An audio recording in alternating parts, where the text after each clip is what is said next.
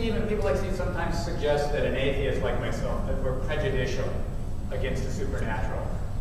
And as a matter of fact, I think that's probably right. I think that, at least on one understanding of what prejudice means, if you're suggesting that I'm predisposed to be highly skeptical of claims of events that violate the laws of physics, or people witnessing things that violate the laws of physics, then yes, I'm skeptical of that. And you know what? So are all of you. Right? If somebody comes to you and says, hey, I spent the afternoon levitating over the Luxor, you would be far more skeptical about that than if the person said, oh, well, I spent the afternoon working on my carburetor. Okay? Now, so he's right that there's a sense in which I believe that claims about supernatural events, I'm very, very, very skeptical about those sorts of claims. And when I was referring to some of the other religious leaders, I wasn't simply talking about claims of particular revelations that they had when nobody else was around. I'm talking about, for example, the Buddha, who tons of witnesses supposedly saw him walk on water. I'm talking about Muhammad, who supposedly witnesses saw him split the moon in half. It's not difficult to go through the historical record and find lots and lots and lots of individuals claiming to be able to have supernatural powers or to do supernatural things, and their followers endorse that. They say, yes, we witnessed that in fact happening. But what's interesting is that most Christians reject all of those claims. They say that doesn't hold up to scrutiny.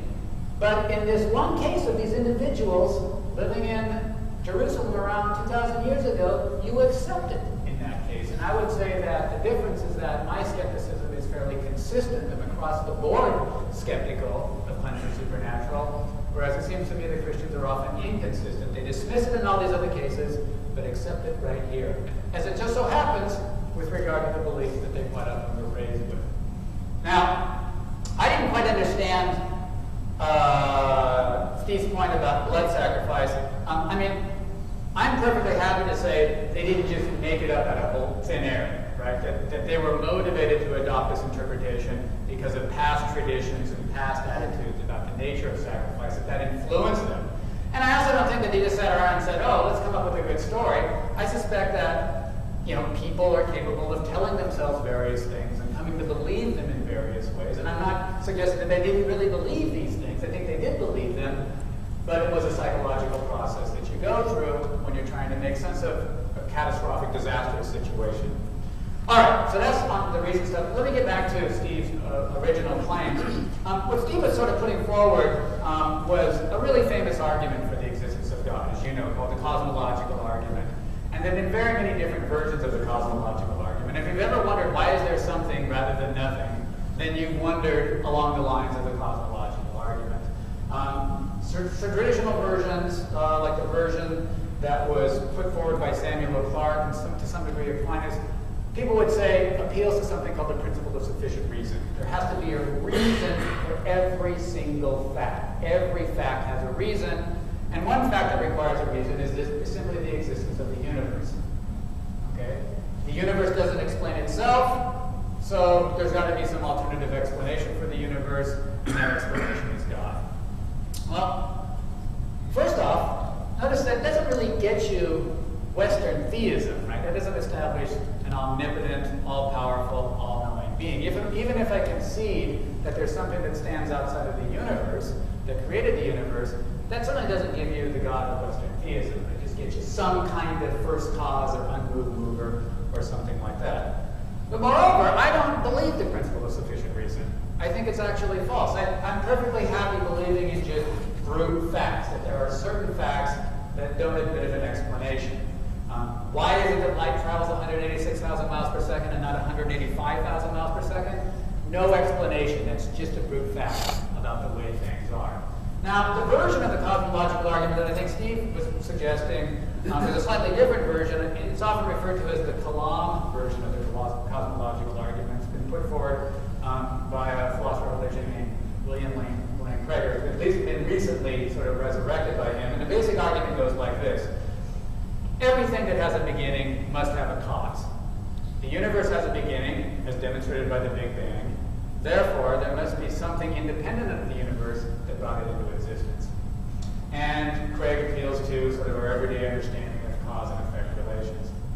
Now, I'm not a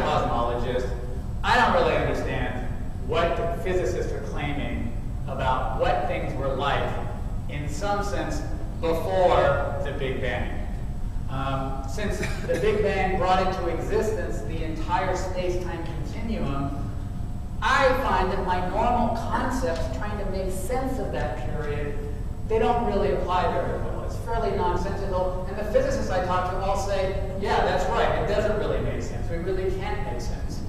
The important point that I want to make, however, is that insofar as this bizarre situation where there's no space and there's no time, it's what some physicists refer to as a quantum epoch or singularity or something like that.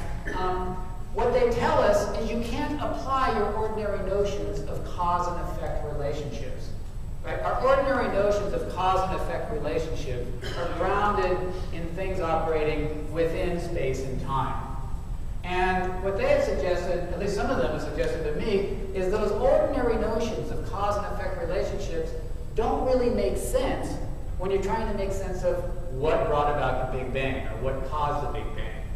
And in fact, some of them have gone so far as to suggest that as far as we know, the notion of something being self-causing or self-initiating is perhaps the right way to understand what happened with regard to the Big Bang.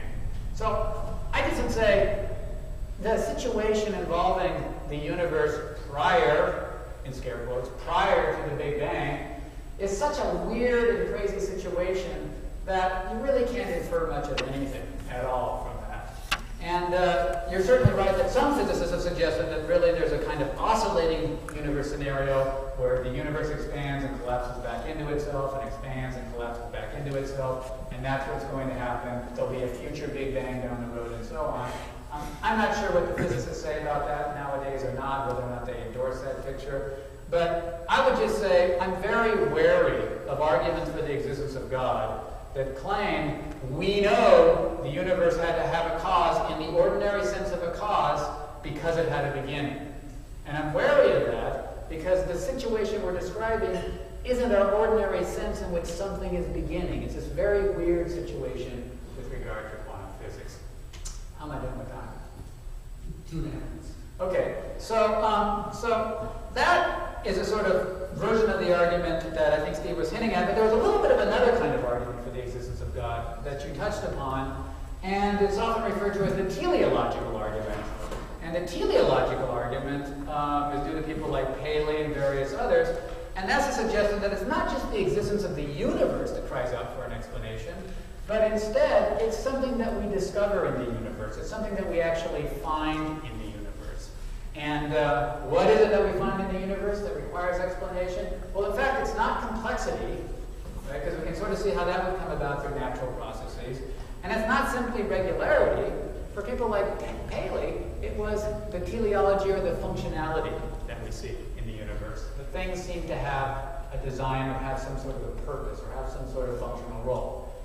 Now, that was, I believe, a very compelling argument for believing in God when you focus on the functionality of organisms, right? When you focus on, for example, the obvious function that my heart has, and you see that it's there to pump blood, then it looks like that was clearly designed by somebody. Or another example that I like is this porcupine, right? It's a really slow-moving sort of creature, and you're like, oh, geez, how am I going to keep this thing alive? How's it going to survive? I know I'll give it quills. A brilliant defense mechanism. And so I think Dawkins was somebody, or maybe it was Stephen Jay Gould, who said, prior to Darwin, you could not be an intellectually fulfilled atheist, because you couldn't understand this kind of teleology that we see in organisms.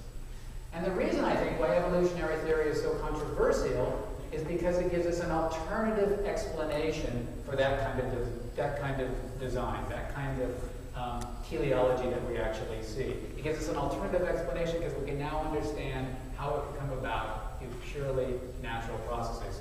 Now, this isn't an argument for not believing in God, right? Lots and lots of Christians and lots of Catholics embrace evolutionary theory, and they view evolution as the mechanism whereby God brings about design.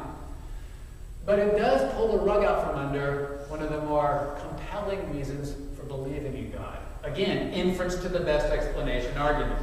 What's the best explanation for the design that we see in animals and in organisms? Used to be, there's got to be some kind of a designer. Now, the best explanation is and because lots of different pieces of evidence point in favor of it, is evolutionary theory.